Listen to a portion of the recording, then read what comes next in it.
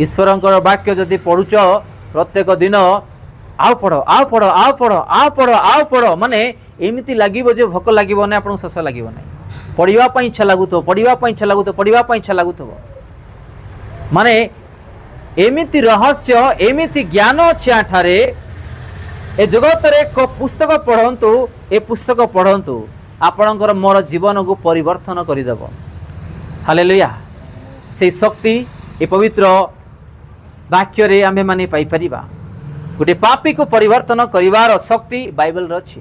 गोटे मदुआ लोक को परिवर्तन करिवार शक्ति बाइबल रे अछि। गोटे व्यभिचारी लोक को परिवर्तन करिवार शक्ति बाइबल रे अछि। निराश हताश जीवन काटिवा लोक को परिवर्तन करिवार शक्ति बाइबल रे अछि। गोटे कोर्ट केस रे फस जाइतवा लोकन को भी ए बाइबल द्वारा उद्धार पाइबा शक्ति बाइबल रे अछि। आमे माने आजि केमिति आत्मिक जीवन रे मागुछु बढ़ुछु प्रभु को ठारे संपर्क रखी यह आमे माने जानिबा पाई सदा सर्वदा ए वाक्य द्वारा आगु बढ़िबा पाई चेष्टा करू। जदि नाही ताहेले आमे माने कोनोसी प्रकार आगु बढ़ी परिबा नै।